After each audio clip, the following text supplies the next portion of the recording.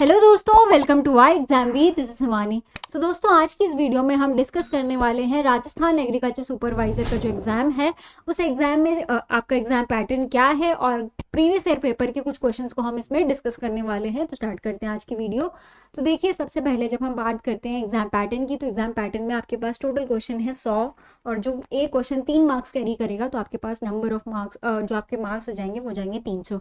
अब आपके लिए इंपॉर्टेंट क्या है कि आपका जो एग्रीकल्चर वाला पार्ट है वो कितने नंबर कैरी करता है। ओके, तो आपके पास 60 क्वेश्चन है, 20 ठीक है, एग्रीकल्चर, हॉर्टिकल्चर और एनिमल हस्बेंड्री के, और ये नंबर आपके पास हो गए 180।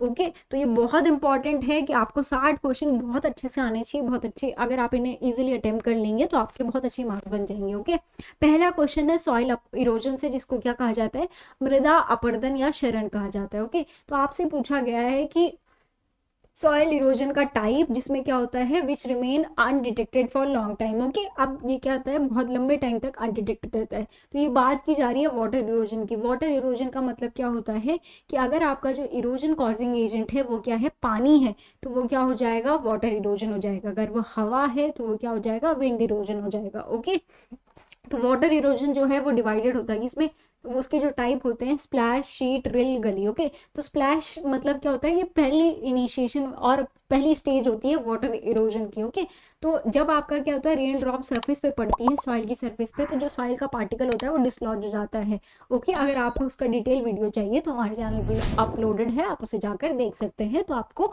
सॉइल इरोजन की काफी क्लैरिटी हो जाएगी। ओके, तो फिलहाल हम क्वेश्चन पे चलते हैं। इसमें आपसे पूछा गया है which remain undetected for long period of time. Okay, तो ये होता है आपका शीट इरोजन, जिसको क्या कहा जाता है, डेथ ऑफ फार्मर या स्लो पॉइजन भी से कहा जाता है। तो ये क्या हो जाएगा, शीट इरोजन हो जाएगा। ओके, ग्रिल इरोजन में क्या होती है, स्मॉल चैनल्स डेवलप होते हैं और अगर वो ब्रॉड हो जाते हैं तो वो गली इरोजन होती है। ओके, अब आपसे ये क्वेश्चन पूछा गया है बल्डे, यहाँ पर आपको पोरोसिटी परसेंटेज निकालना है। तो पोरोसिटी परसेंटेज का फॉर्मूला क्या होता है, 1 minus B D upon P D into 100। Okay, अब देखें यहाँ पर 1 माइनस बी डी की वैल्यू कितनी है, बल्क डेंसिटी की वैल्यू है 1.5, पार्टिकल डेंसिटी की वैल्यू कितनी है 2.65 इंटू 100। तो आप इसे इजीली कैलकुलेट कर सकते हैं, तो वैल्यू अप्रॉक्सीमेटली 42 के आसपास आपकी वैल्यू आ जाएगी। ओके, आगे क्वेश्चन की तरफ चलते हैं। यहाँ पर आपसे क्वेश्चन पूछा गया है जनरेशन ऑफ सीड्स से। ओके, तो जनरेशन ऑफ सीड्स में कैसे होते हैं, जैसे न्यूक्लियर सीड हो गया, ब्रीडर सीड हो गया, foundation seed, certified seed. Okay, registered seed को यहाँ पर यूजुअली ओमिट किया जाता है इंडिया में। अब आपसे क्वेश्चन पूछा गया है फाउंडेशन सीड का आपको कलर बताना है। ओके, तो जो आपका कौन सा सीड होता है, ब्रीडर सीड होता है, उसका कलर कौन सा होता है, उसका कलर होता है गोल्डन येलो। अगर आपसे पूछा जाएगा फाउंडेशन सीड, तो इसका कलर क्या होता है, इसका कलर होता है व्हाइट। ठीक है, तो ये इसके टैग कलर में कौन सा कलर होता है, तो ये होता है आपका सफेद कलर। आगे चलते हैं, क्वेश्चन पूछा गया है सॉइल टेक्सचर और टेक्सचर क्लास से। सॉइल टेक्सचर क्या होता है, सॉइल टेक्सचर का मतलब होता है relative proportion of sand, silt and clay. Okay, तो कितना जो प्रोपोर्शन है सैंड, सिल्ट और क्ले का, सॉइल का यूजुअली क्या होते हैं, 3 सेपरेट्स होते हैं, क्या होते हैं, सैंड, सिल्ट और क्ले। अब आपसे पूछा गया है कि इसमें जो साइज है सिल्ट पार्टिकल का वो कितना होता है। ओके, तो बहुत बारी क्वेश्चन पूछा जाता है और बहुत इंपॉर्टेंट है। ये आपको एक क्लास का क्या होना चाहिए, डायमीटर याद होना चाहिए। ओके, अब देखिए क्ले, ये भी बहुत बार पूछा जाता है कि क्ले पार्टिकल का साइज कितना होता है, तो that is less than 0.002 mm। Okay, core Sandy soil का देखेंगे आप, तो यहाँ पर 1 to 2 होता है, और सिल्ट आपसे पूछा गया है तो सिल्ट का कितना होता है 0.02 to 0.002। तो अप टू इतना तक आपका क्या होता है, ये सिल्ट पार्टिकल का साइज रहता है। ओके, अब आपसे क्वेश्चन पूछा गया है ऑर्गेनिक फार्मिंग से।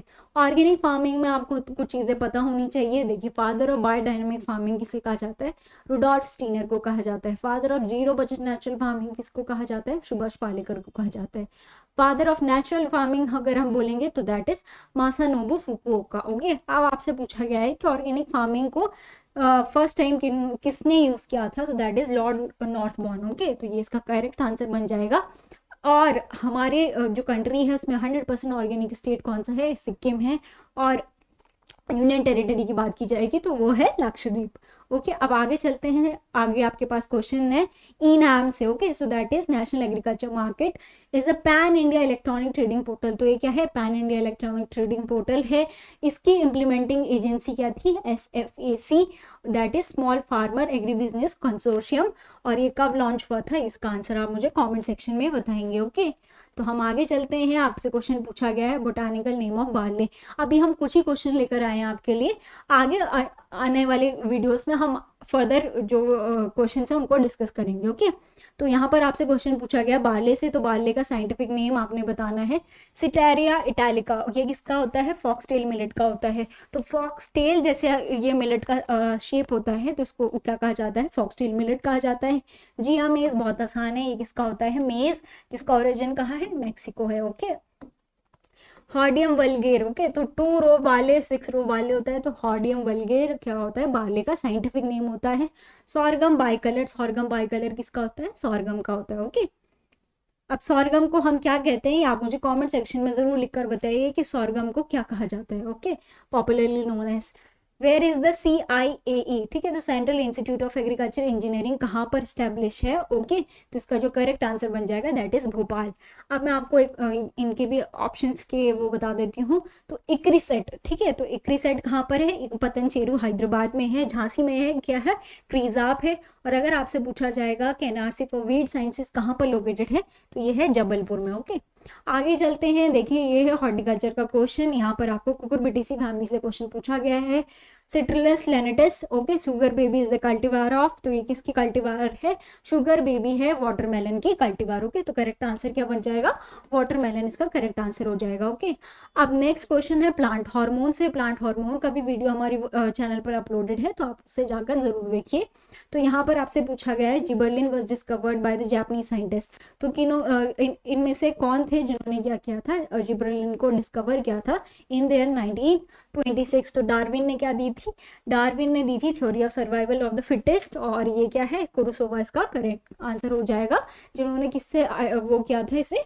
जिब्रेला फिजिकुराई। ओके, अब it is an art of training plant into different ornamental shapes like birds, animals, domes etcetera.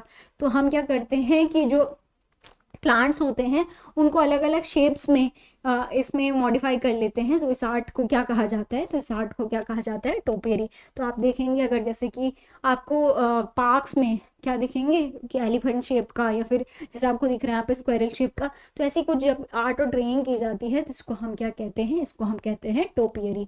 Okay, तो इस वीडियो में इतना ही। आई होप आपको वीडियो अच्छा लगा हो। वीडियो अच्छा लगा हो तो चैनल को लाइक कीजिए, सब्सक्राइब कीजिए।